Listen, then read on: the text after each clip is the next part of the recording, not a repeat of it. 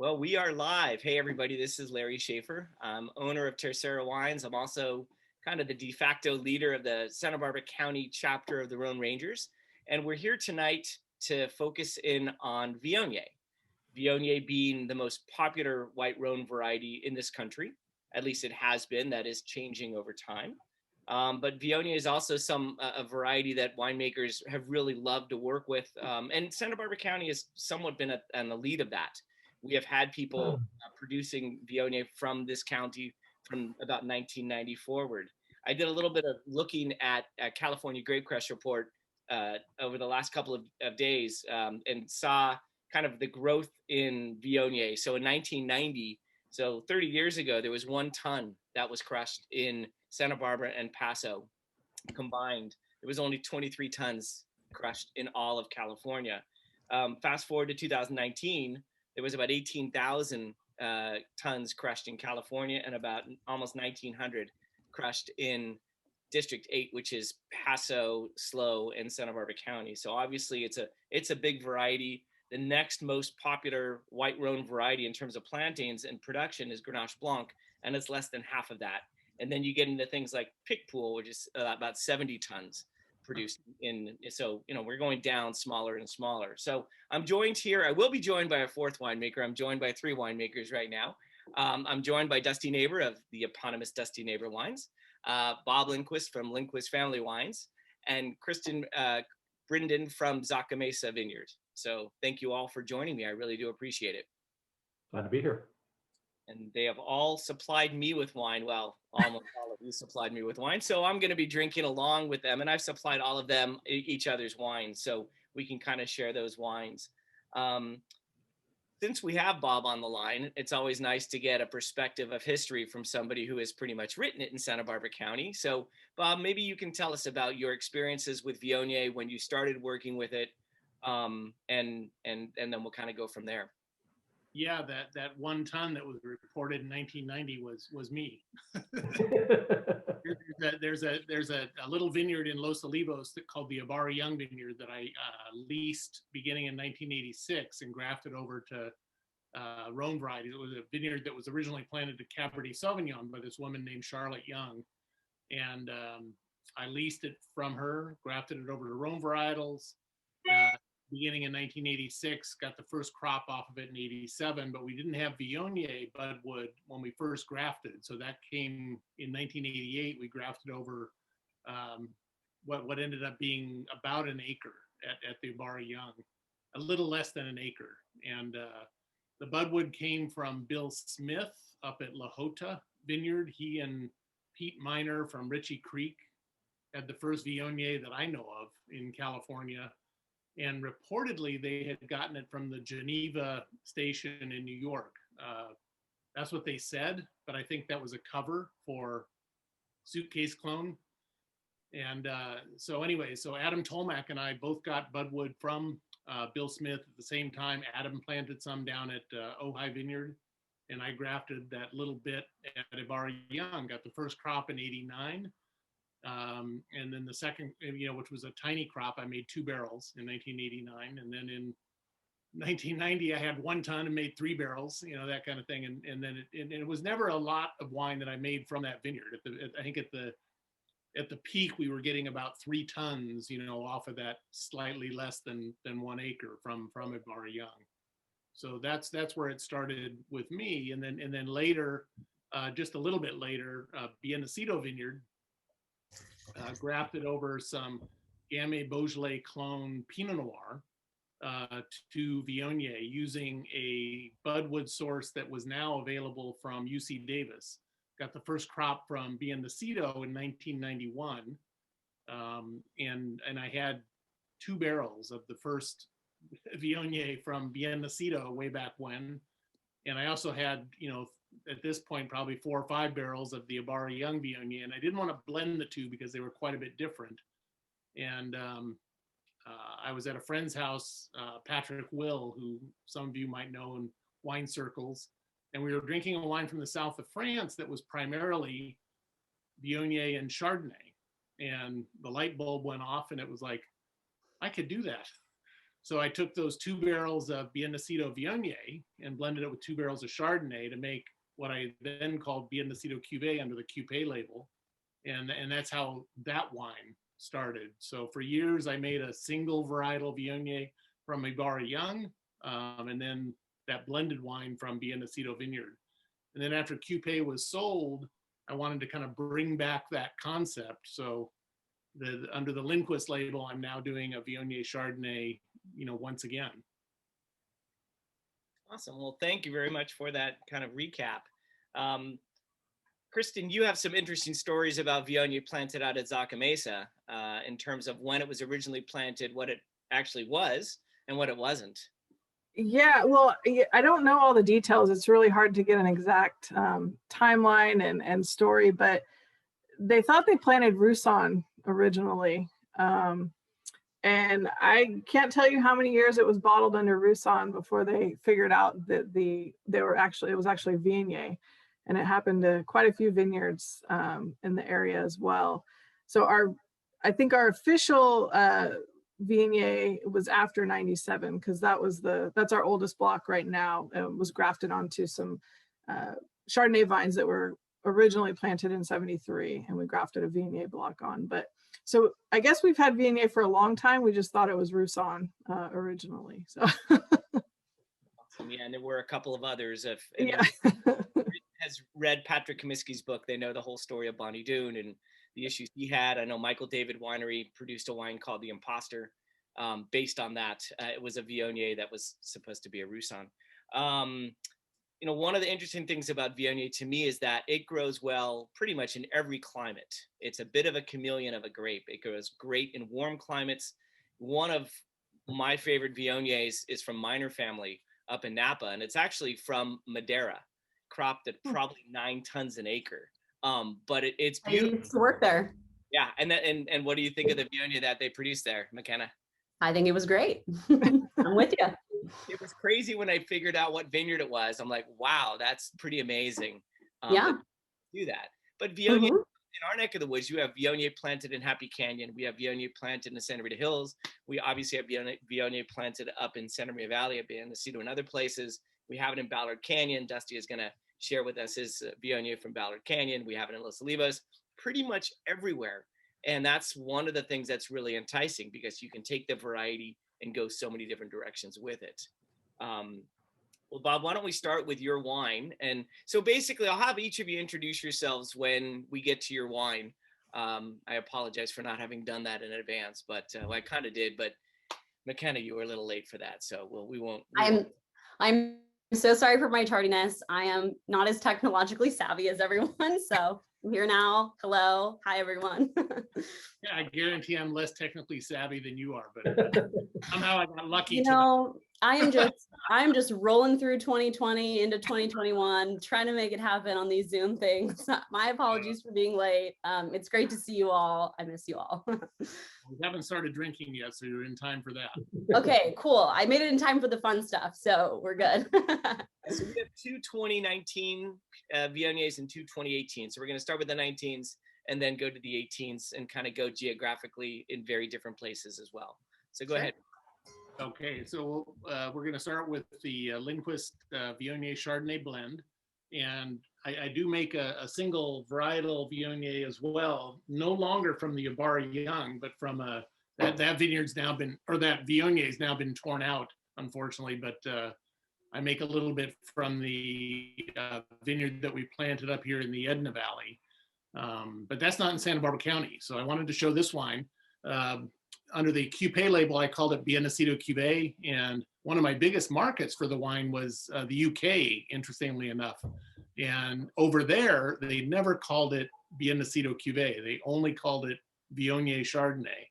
So I decided when I started making it under the Lindquist label that I would just call it that. It's 50% each Viognier and Chardonnay.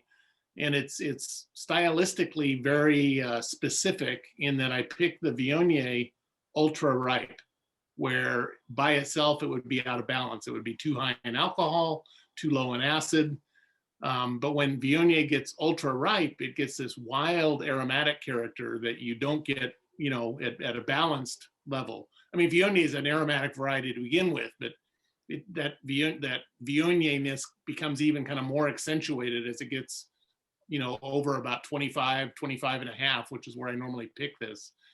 And then I blend it with Chardonnay that's picked on the low end of ripeness from cool climate. The Chardonnay is picked at about 21 and a half, 22, kind of in that range, and blend the two together, and it brings the wine into balance. So you have that kind of nice over the top aromatic character from Viognier, but then structure, acidity, freshness from the Chardonnay. All done in neutral barrels, all whole cluster pressed, barrel fermented in neutral barrels, put through mallow, and bottled young. We bottle it, like in April after the vintage, so when it's still, kind of nice and fresh. Bottled it under screw cap for easy access too. What's the price point on this wine, Bob? $28 in our tasting room. And is it available outside the tasting room as well? It is. We actually, we don't make a lot of this, but it's a wine that we're actually growing the production of a little bit. I mean, we're going from 4 barrels to 6 barrels to 10 barrels, that kind of thing. But so it's still small production, but we do sell it in some other markets, and we sell it throughout California through our distributor here. It's really, really bright. I'm enjoying it quite a bit. I took it out of the fridge about an hour ago just to let it kind of get a little, not room temperature, but getting closer to it. But the aromatics are just beautiful. Oh, thank you. Thank you. And interesting little side note, the Viognier that's planted at Nacido, there was like I mentioned that earlier planting that they had, that's long gone now. They've replanted a section using the clone that I had at Ibarra Young Vineyard. So they actually call that the Ibarra Young clone. I called Bill Smith, around the time that we were doing this at Nacido, planting it there, to get more information from him, and he didn't return my call, and now he's gone, and so he's no longer with us. So because there was no provenance to where the budwood originally came from, we just started calling it the Ibarra Young clone, because that was as far as we could kind of trace it back and really know where it was, where it had come from. Interesting. Well, fantastic. No, the wine tastes great. I'm excited to see kind of where it goes as well. I know it's very young. And how do you think this will age? What do you think the Viognier will kind of give it? Age well, but it's not meant to. I like Viognier. I like the freshness of Viognier, and then I've bottled this under Stelvin, which, I know you do a lot of Stelvin, Larry, and there's two sides to this, but I like to use Stelvin on wines that are meant to be drunk, relatively young. I don't put them in the cellar. They're meant for drinking, over the next couple of years, that kind of thing. And certainly, one of the advantages of Stelvin is it'll hold its freshness level, for quite a while. But for me, Viognier is an aromatic variety that is kind of best when it's consumed young. That's not to say it won't age. I have Viogniers going back to the mid 90s that are still showing well, but they lose their Viognier-ness, with age. They just become kind of an interesting white wine, over time. So I say drink it young. Okay, and I won't hold it against you, the whole concept that wines can't age under Stelvins, but we're that's a conversation for another Zoom. Exactly. All right, well, Dusty, it's over to you. Go ahead and introduce yourself. Let us know what wine you are enjoying, because we're not enjoying it, but that's, again, another story. And talk a little bit about where the vineyard is and winemaking practices, etc. Sure. I'm Dusty Nabor with Dusty Nabor Wines, my namesake winery. It's kind of interesting listening to Bob talk about Chardonnay and Viognier. When I spent a little bit of time in the Côte de Rhone at my namesake winery, Chateau Saint Nabor, two of the white wines that they grew, their biggest production was Chardonnay and Viognier. And having spent some time there, quite a bit of Chardonnay made its way into the Viognier. And for the exact reasons that Bob talked about, Viognier can get away from you quickly in the vineyard, and in a big house, especially so, when they, can't get to the vineyard in a timely manner. But anyways, my Viognier 2019, it comes from Jorian Hill Vineyard, which I believe has been renamed to J&K. I'm not exactly sure why. But it is the southernmost tip of Ballard Canyon. It's right above Kimsey Vineyard. So all the way down towards the 246, relatively, I would say, cool mornings, warm afternoons in that vineyard. The vineyard itself is pretty interesting. It's not certified organic, but they sure farm it pretty organically. It's one of those vineyards where you walk into and it's pleasantly messy. They let the cover crop go crazy. It looks a little unkept, and I really, really enjoy walking in that vineyard, being in that vineyard. Lots of spiders, lots of snakes, lots of natural animals running around, and it's a very cool juxtaposition because they have two blocks. One that's pretty classic, I would say, with a VSP training. And then they have another back block, block 9, that is more, it's kind of like a Geneva double curtain almost. They got 2 wires going across and the cordon is split at the top, and then they let the vegetation grow downward. And it's very, very cool vineyard. Winemaking on this wine, I really find that picking is the most important decision you make with Viognier. Like I mentioned before, Viognier is one of those varieties that can get away from you in the vineyard if you're not really careful. You really have to keep an eye on the acid. The vineyard that we work with is very unique in that it kind of hits a plateau of bricks right around 23 to 23 and a half. And then once it hits that plateau, it just drops acid. The acid just falls out of the wine. So you really got to be Johnny on the spot if you want to make it in a low intervention way and not add anything to it. But you can do it, and we do it, and we make this wine incredibly fresh with great acidity, which is kind of paramount to me to maintain it. You talked about the bitterness a little bit earlier, Larry, and that goes a long way to staying off that bitterness, is making sure that the structure of the wine is there from the beginning. And a telltale sign for me with bitterness is if you're drinking it at cellar temp or a little bit above cellar temp, that bitterness can creep in, and you can see it really, really vividly there. You can kind of mask it with chilling the wine down, but if you can see it when it's warmer, you got kind of a problem. Try to avoid it. We use all French oak throughout the winemaking. It's as Bob mentioned, it's whole cluster pressed. This particular wine was done in 50% new French oak, and by that I mean that the barrels we used were once used. So I guess you can back into saying that that's about 50% new oak. I kind of like it with a heavy toast barrel, having something in there and getting it out, and then putting the Viognier in there. It kind of adds to the sweetness a little bit and the freshness. This is one of our wines we don't do a lot of. I just don't think there's a huge market for it. Having said that, it's one of our wines that does sell out on release. That's why none of the panelists have our wine. I just simply didn't have it to give them. We only do 1 or 2 tons, 50 to 100 cases a year. That's it. And it usually goes on release. Same with Bob. We bottle it pretty early, around 9 months. That works out to April or May, I think. Somewhere around there, we usually slide it in with the bottlings of our previous vintage red wines. Lees stirring, keep it on the gross lees the entire time. I stir not too often, probably every time I top, so maybe once a month. And I do that pretty much for the duration. And then tracked off and bottled, not pretty simple stuff. I just think that, this wine, when it comes into the winery, it's either right or it's not. It's very difficult to back into a good Viognier. It needs to be up front, farmed well, picked at the right time. And then once you do that, you have a lot to work with. But yeah. Fantastic. And what's the price point on it? And when are you going to be releasing your next one? Since it's $30. And oh, I did mention earlier to the panelists, but not to everybody else, it is available on Winester.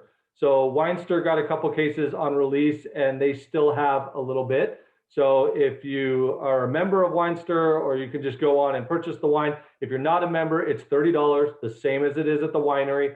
If you are a member though, you actually get it cheaper. You get a discount.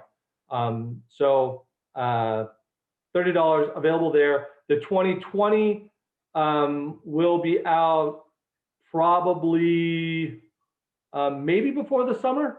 I'll probably bottle it, and it usually doesn't do too bad with bottle shock, so it doesn't need a ton of age on it before we release it. Yeah, it'll probably be out, May, June, somewhere in there. Right about time we stop shipping, it'll come out. Perfect. I know one of the things in terms of bitterness that some winemakers will do with this variety is to hit it with milk prior to bottling, because that definitely will remove some of that bitterness.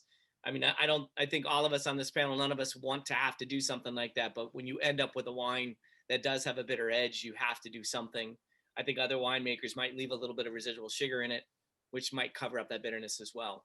But to me, that kind of makes more of that flouty type of Viognier that you need to serve really chilled, and it's kind of difficult to pair with things. Yeah, it is tough. I mean, obviously the benchmark for Viognier is Condrieu. Everybody knows that. And, Viognier in California is certainly hit or miss. There are some really garbage Viogniers in California, but when it's done right and well, it's one of the most beautiful white wines there is. I just think that, some California winemakers kind of miss the mark when they try and make a Viognier in the style of Condrieu, because we're not Condrieu. We don't have that inherent freshness that they have in their Viognier, where they can make a Viognier that's 3.8, 3.94 pH and still be fresh and not bitter. And in California, the only way that we can combat that is with acid. So if you let the acid fall out of the Viognier, assuming you're going to get this inherent freshness that they get in France, it's just not going to work, and you're going to wind up with an oily mess. So it's I think it's also a really good winemaker's grape, because it's difficult and it's finicky and you can screw it up. And I think a lot of winemakers see it as a challenge, because when it turns out right, it can be unbelievably beautiful wine. And then what do you think about the ageability of your Viognier? I mean, I know you and Bob, and we'll get to the other two panelists, but talk about the freshness of it, which is kind of somewhat counter to a lot of the other white Rhone varieties that are out there. So, yeah, I talk about that, and it needs to have that. Having said that, I do like Viognier that's been aged a little bit. I don't like Viognier that's over, say, 7 years old. I'm totally in agreement with Bob that it kind of loses its varietal characteristics. But I do like it at about 2 to 3 to 4 years of age, because if I have any flaw in my winemaking, sometimes my wines can be a little too clean, and I like them to be a little funky. So, I strive for reduction in my Viognier. I love it. I don't like a ton of it, but I like a little bit of it. And so when a barrel goes a little reductive, I'm like, thank you, Lord, thank you so much. Because I just think it adds this layer of complexity to it that's beautiful. And if it blows off, it's great. And then you get the mango and the cantaloupe and the peach and all that good stuff. But I do like them a little bit funky. So I do like them with a little bit of age. I just had my 2018 not too long ago, maybe 2 weeks ago, and it was gorgeous. It was absolutely gorgeous. Awesome. So by reductive, you mean it has a little minerally quality? Yes, minerally, stony, flinty. Yeah, there we go. Yes. Got to put it in correct terms. So before we go any further, I did have a couple of questions. Tom Hill is on the call. And, when Tom is on these calls, we know we're going to get a lot of questions. So one is dealing with skin contact. If any of you have experimented or know other people that have experimented with skin contact on this variety, I'm seeing a bunch of no's. Not going to probably happen with this variety. Because of the bitterness, better to stay away from that. Yeah. I would agree. Anyone fermenting or aging in amphora or in, oh yes. Yeah. Really? Okay, fantastic. Yeah. Well, there you go, Tom. So when McKenna starts talking, then you can get a follow-up on that. And then Tom also asked about, is anyone farming using the Fukuoka methodology that I guess that came out of Japan. Tom tends to ask very esoteric questions. I've sat next to him in panels that have. He's talking about one straw revolution, I think. He goes on. He is a rocket scientist, so you know we are not putting our seeds in clay and casting them. I believe most of us are using clonal material and budwood and things like that. Fantastic. All right. Well, thank you very much, McKenna. Well, you are up, so you can talk about Amphora. McKenna is brand new to Zinke Wines and has been in the area for quite some time. So introduce yourself. Let us know kind of who you are and talk about the wine. Sure. So my name is McKenna Giardine, and I have been the winemaker at Zinke for about a month. So I can't say that I made this wine, but I'm definitely here to advocate for it. And I do have experience working with Viognier from my 5 years working for Andrew Murray Vineyards. And Viognier was one of our single varietal bottlings that we did, working with multiple different AVAs within Santa Barbara County. So the wine that I am sharing with you guys today is our 2018 Viognier. This wine is a San Ynez Valley AVA, and it comes from the Quail Valley Vineyard. Also, there's a small amount of Sauvignon Blanc that's also has been blended into this wine. I know that Bob has his Chardonnay blend. I have a little bit of a Sauvignon Blanc Viognier blend going on today. Quail Valley is a small, actually it's a home estate owned by the family that owns Thompson Vineyard. It's only 1 acre. It's quite small. I don't have a ton of information. It's kind of just like a very small manicured home vineyard. For me personally, I find Viognier, it's kind of that strive for balance, right? So it becomes this balancing act between, you know, ripeness and flavor development, you know, picking the grapes too ripe, you know, it's going to be very extravagant, a little bit alcoholic, a little bit cloying, overbearing. If you pick it too lean, you're kind of running the risk of it being like a little vinous, a little bit like mean-spirited, like Sauvignon Blanc in a way. You kind of want to find that balance between like voluptuous aromatics and like a firm acid structure. And I think this vineyard site really represents that balance. In terms of fermentation, this is full uninoculated fermentation, so native yeast. And it's fermented in concrete as well as amphora. So it's about 80% amphora and 20% concrete.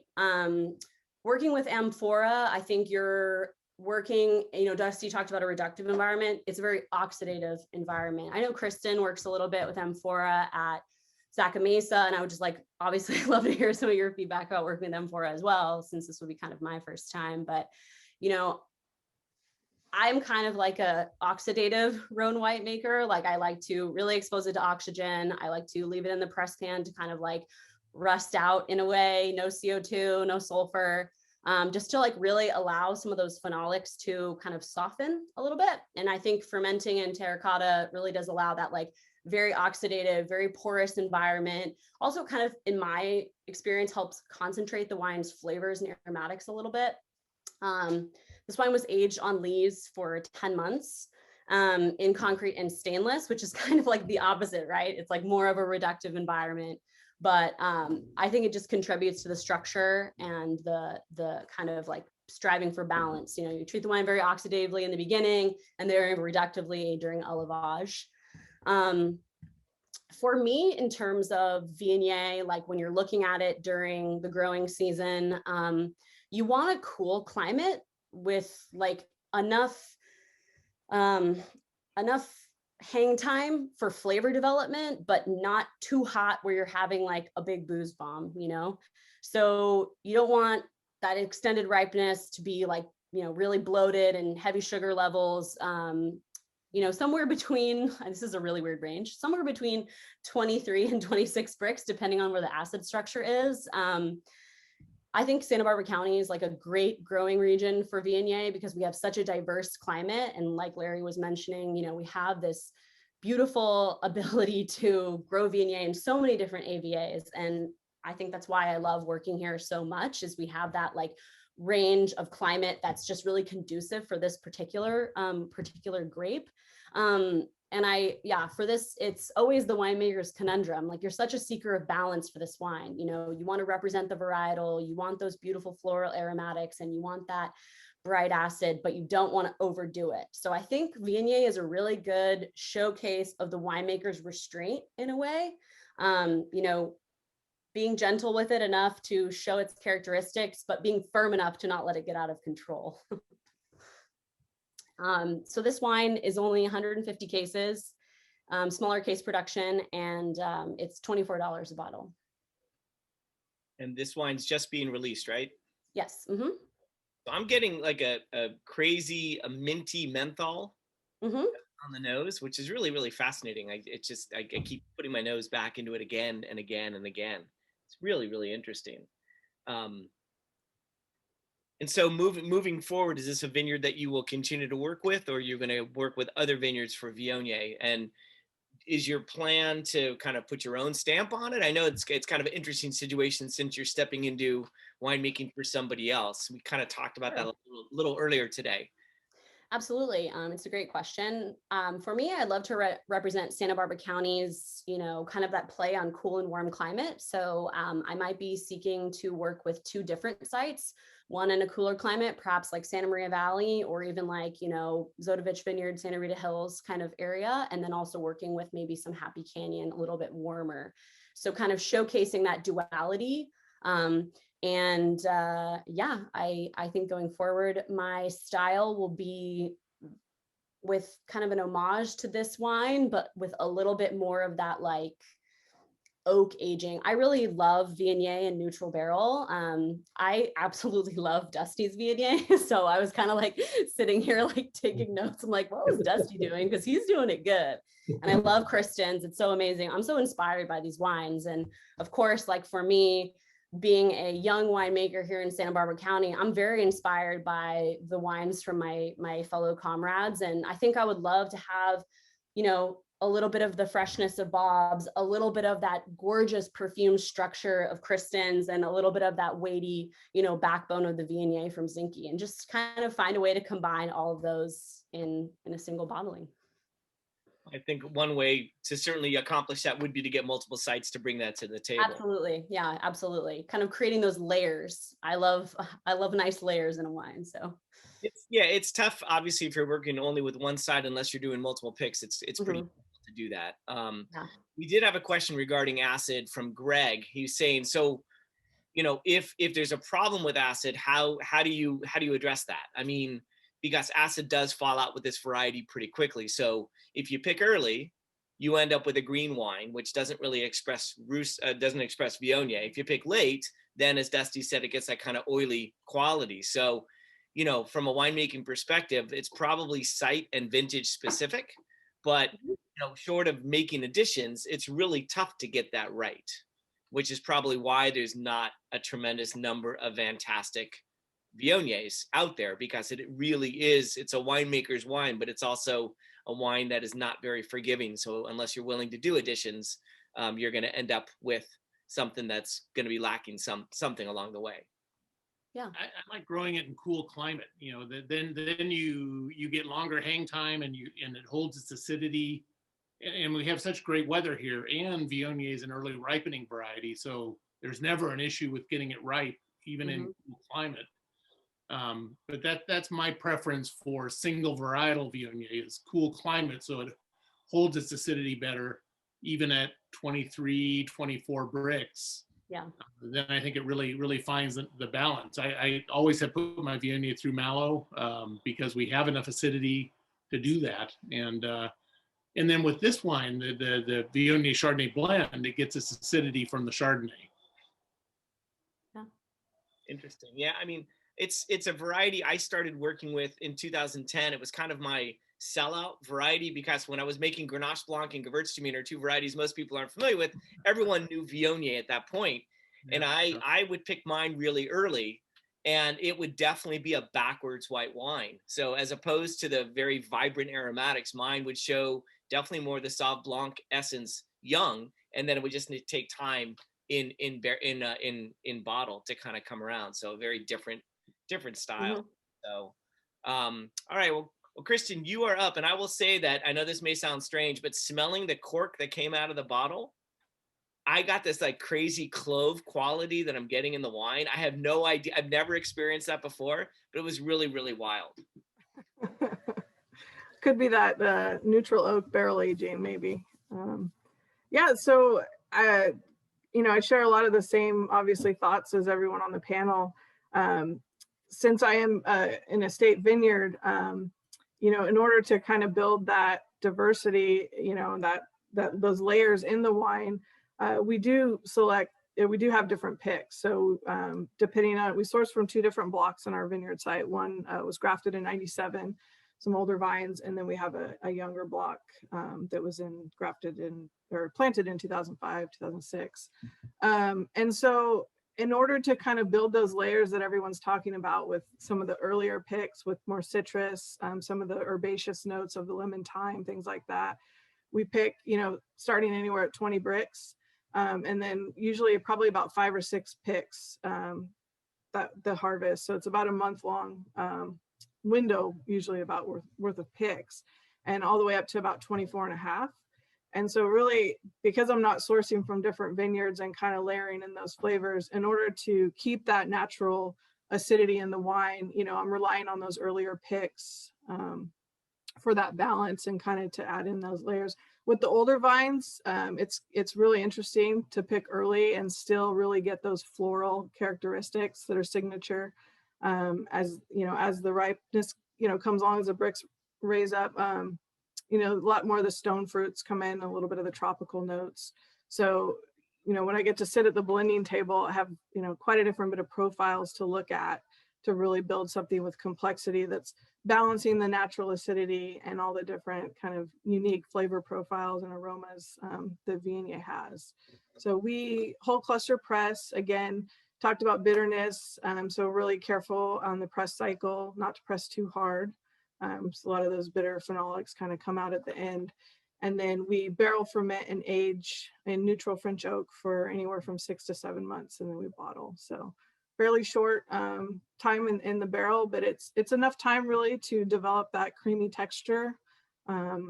We don't put it through a mill. Some may naturally go through, but my intent is to kind of keep that higher malic acid level in the wine, just to kind of counterbalance that oiliness that's naturally going to happen over time. So just start out on the brighter side of the wine going to bottle, knowing that it's going to really evolve and age into a little bit more texture. So. And what's the price point of the wine, and where is it available? $25 and at the winery. And it's wholesale as well, so you can find it in different retail outlets. You guys need to start charging more for your wines. See, these are all very reasonably priced, that's for sure. Yeah. They are. Well, so Tom asked another question, an interesting question. He said, up in San Benito County, DeRose grafted over a very old vine to Viognier and advertised it as Old Vine Viognier. Anybody's thoughts on that? I don't think that's a question as much as a statement. Oh, I get to say that I do an Old Vine Cinsault out of Zaca Mesa, right? Because it was grafted over to vines planted in the, that's what I'm. It's all about the rootstock, right? Well, there certainly is a lot to that. Old vines are old vines, and they would bring something to the party. If it's grafted onto old vines, that's definitely going to have an effect, whether it's a positive effect or not. But I would think it would be positive. And Zinfandel roots are pretty amazing roots. Those Zinfandel is one of those vines that can be 100 years old. So those can be some pretty interesting roots for sure. We're gonna let DeRose have it. We're gonna let him have it. Go ahead, DeRose, you got it. So again, don't be surprised when I bottle my Cinsault as Old Vine Cinsault. So it's. We're gonna let you have that one too, Larry. You got it. No worries. There's no clear definition for what old vine means anyway, so it doesn't matter. So I wanted to ask a question of all of you in terms of your inspiration for Viognier. Kind of, have you had a wine that inspired you in terms of this is the style that I like and this is what I'd like to try to make? If you did, where was it from? And kind of tell a story. And anyone can start. Who wants to start? Chateau Grille for me was Yeah. my light bulb, and along with the Viognier from George Vernet, those would be the two that kind of inspired me early on. And there's still benchmarks, now. So that would be where my first inspiration came from. Yeah, same with me. And I mean, even the big producers like Chapoutier and Gugal make wonderful Condrieu Viogniers. I had a Gugal in Mammoth one time. I think it was about 2-3 years ago. That was absolutely gorgeous. But definitely Condrieu is my inspiration. I echo Dusty, and I would definitely say, Gugal as well. That was probably my first exposure to Rhone whites in general. I think I felt the magic tasting those wines, and it's really hard to get high quality wines from that region. It's just like very small, and what we can have access to is like very select. But I am also going to say that Adrienne's wines from Rideau really inspire me. I think that she has done an amazing job with Rhone whites, and I think she really shows a lot of balance and a kind of beautiful restraint and appropriateness when working with those specific grapes. And for me, I have really been inspired by her style and have emulated her style in the cellar and found it's worked really well.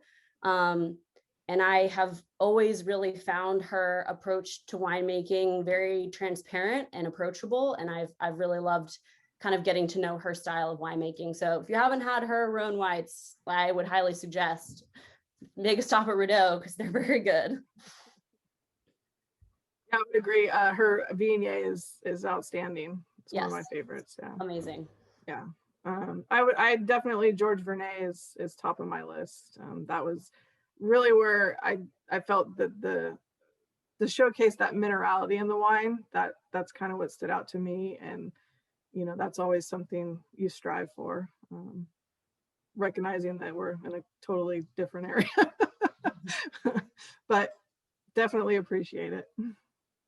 Awesome. Well, I'm going to borrow something from Lamar. Lamar's not here, but I'm going to borrow his question that he always asks people during these, if your Viognier was a band, what band would it be and why? I refuse to answer that. I have Give it a try, Dusty. You can say Britney Spears. Say Britney Spears. Yeah, Barbra Streisand. Because wild and crazy. No answers, huh? I would go with Nina Simone. That's a good one. Yeah, I was waiting for this question, and I almost always say Kinks, but with Viognier, it has to be the endless harmony of the Beach Boys, and a specific song would be "Warmth of the Sun" because Viognier has that warm, aromatic character that reminds me of that. That song is a perfect song to listen to while drinking Viognier. Writing it down. I have to look that up. And if Matt Brady was here, he would say the Grateful Dead. But again, he says Grateful Dead. Every single wine, it doesn't really matter. So I'm going to say Aretha Franklin because Viognier has that duality of femininity and, it's powerful. It still has texture and structure. So almost like a dominance and like a masculine energy about it. So it has that duality. So I'm just going to throw Aretha in the mix and just put that out there. Awesome. Well, you can't be your impression, right? So no one is here to tell anyone that they're wrong in terms of what their wine is going to stand for. So I was going to say Future Islands, but that sounded a little too hipster and off the wall. So I'm sure you would have lost some people on that for sure. Yeah, I went with my gut. One other question that Tom asked, and Bob, you may be the only one who knows this. Does the original Bill Smith Ritchie Creek Viognier Vineyard still exist? I do not think it does. I think they grafted it over to Cabernet. It was planted on Howell Mountain, which is Cabernet territory. And I don't know for a fact, Tom, but I think they grafted it over to Cabernet Sauvignon. Joan Smith is still with us, so she might know, but they sold La Jota, a number of years ago. It had to, after Bill passed, Joan sold it, and I don't even know who owns it now, but I can't answer that question definitively. And I know, Steve Anderson, you raised your hand, but I don't know how to actually get you to get a hold of you to get a question. So if you want to type a question out, I'm more than happy to go ahead and read the question off to everyone if you'd like, but I'm not sure the technical aspect of getting to your hand. So I apologize about that. So one of the interesting things, we talked about ageability and talked about the fact that it loses its kind of Viognier-ness. I find that happens with some varieties and it doesn't happen with other varieties. I find like Zinfandel, over time it loses its Zinfandel-ness and becomes more like a claret. So with Viognier, do you find as it ages, it becomes more like another Rhone variety, another white Rhone variety? It's pretty unique, actually, when it ages. It becomes almost a little bit white Burgundy-ish, with age. If it has the right structure and acidity, it doesn't age like Marsanne and Roussanne do. They take on a very different character with age. To me, it tastes more like a white Burgundy when it's older, but it's different. It's like this is white Burgundy, but it's not. That kind of yeah. Interesting. Yeah, I agree. It just develops these really weird tertiary flavors, and it kind of loses its fruitiness a little bit, and yeah, it just turns into something else. I agree. Well, awesome. Well, I think we have pretty much, I know we're not quite at the hour mark, but we don't have any other questions. If the panelists want to say anything more about Viognier, certainly feel free to do so. I have one thing I'd like to add real quickly. There's this event called Hospice de Rhone, which takes place every so often in Paso Robles, and that's been a wonderful. Some of you have probably been to it before, but it's a wonderful sharing of ideas and wines from the Rhone world, and that event started as the Viognier Guild by a guy named Matt Gerritsen. He held the first one in, I think it was 1993 in Georgia, of all places. And the only California winemaker to go to it was John Alban. And John and Matt became great friends. And John said, next year, let's do it out at my place in the Edna Valley. So he brought the Viognier Guild concept, to Alban Vineyard in 1994. And then it kind of evolved from there into what now is called Hospice de Rhone, but have had many great Condrieu, that French winemakers come over like Yves Gangloff and Yves Couilleron, some of the great current Condrieu makers in the world come to that event. And so if you haven't been to it, because of COVID, didn't happen last year. It's not happening this year, but knocking on wood, hopefully it'll happen next year. And really cool event. I think I went to a seminar. I know I went to a seminar called Blinded by the Whites. That was Yves Couilleron, Yves Gangloff, and Philippe Guigal. And it was one of the most kind of seminal points in my winemaking career in terms of trying these white Rhone varieties that were so different than anything that I'd experienced in California, and really kind of inspired me for sure. Yeah, definitely. I have one question that I would love to know, probably because it's around dinner time and we have not addressed this question yet. You guys don't have to answer it. Let's talk about Viognier pairings. I just want to know when you're opening a bottle, when I'm opening this delicious bottle of 2018 Viognier from Zaca Mesa, what should I be eating with this? Kristin, what would you eat with this one? I always like pad thai with Viognier, or definitely, halibut, lobster, seared scallops, anything along those lines. So you're saying we should come to your house in I didn't say I cook. That's what I like to eat with it. I'm like, that sounds good. Okay. Yeah, you know, when we did a wine dinner in Virginia one time, and obviously Viognier comes early in the dinner, and the chef did a lobster bisque soup that was absolutely perfect. It's just any kind of a rich white sauce complements it really well, I thought. Mm. I am a roast chicken. I love me a good roast chicken. Ina Garten, the perfect roast chicken recipe is my go-to. So you have to have the salt though. You have to add half as much salt as Ina says to. Yes. Yes. She is heavy-handed on the salt for sure. For me, I'm always about the roast chicken, potatoes in the skillet, and I just go for it.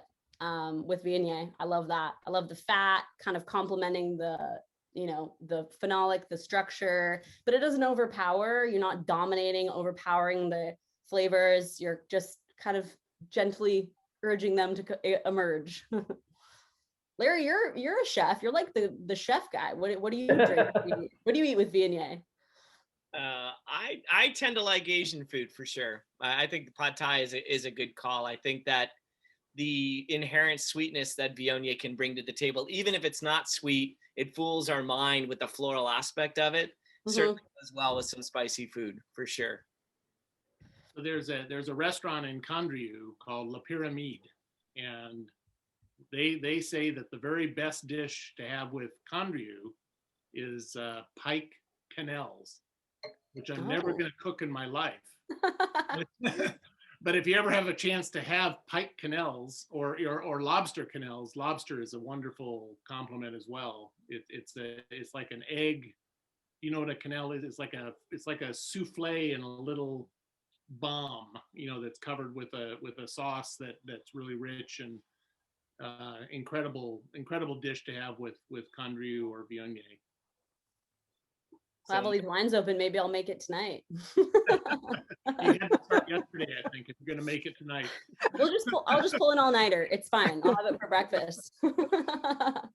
Bob, that's going to have to come with a side of Lipitor, I think. I don't know. Seems like my arteries are already starting to clog listening to that. Yeah. You only live once. So Tom Hill wants to ask Bob if he remembers the very first seminar at the Taste of Vale in the early 90s. And of course I do. And the term that, and he said, and some idiot in the audience asked Josh Jensen how he made his Viognier in a certain style. Right, the Dolly Parton of wines. The Dolly Parton of wines. Yeah, exactly. That term is used so often now in terms of that style of wine. It's incredible. Tom probably should have called it the Tom Hill, right? And then he would have, you know. So, and a question came up about any Rhone Ranger events coming up this year despite COVID. Right now we are tentatively planning a Rhone Ranger event in Paso in August. We'll have to make the call in April as to whether that's actually going to happen or not. And then there's another one planned in November at this point. So we are tentatively planning on moving forward with some smaller events, but we just have to wait and see what happens between now and then. It's always a lot of fun to get out in front of people and pour our wines for people. All of us have taken part in these events, and it's certainly one of the things I think all of us miss. It's great to make wine, but it's a lot more fun to share that wine with a lot of people.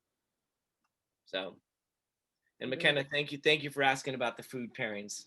Yeah, I'm just you know, I'm always like the food girl over here. So if I was gonna say I'd pair it with a cookie because that's pretty much all I'm making these days. But I don't think the cookie's gonna be there. No bread? No bread these days, Larry? No bread right now. Oh. It's all right. Spending my time making wine instead. Happy all right. balance. If there are no other questions, we are going to sign off. Any other last thoughts from the panelists in terms of Viognier, in terms of where you'd like to see it go, in terms of kind of what you'd like to experiment with the variety? It sounds like at least two of you are working with blending other things in with Viognier to add what is kind of missing in Viognier. Dusty, any ideas of where you see your Viognier production? I know you're probably not going to grow it, but in terms of doing anything different than what you're doing now? No, I kind of like the way I do it now. I don't see it changing much. I like to kind of keep the winemaking kind of stealth and let the vintage show through in the vineyard. And I like the way it's turning out.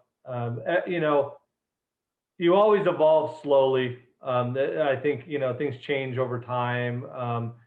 We're not super big, so the barrels that we use are kind of haphazard. You know, I don't have a barrel program. So, you know, if I have a new barrel and I've got Viognier to put in it, I might do it and see how it turns out. So it's just, no, just keep plugging along and doing it the way we do it. You know, like I said, I like to keep it small. It's definitely not something I would grow very much. I mean, the vineyard, if we took all the fruit in the vineyard, we could probably get a couple hundred cases. So it's just, I like it as a side project. Like I say, it's like my little, you know, personal accomplishment to make that wine good. And when it turns out really fantastic, it makes me really happy.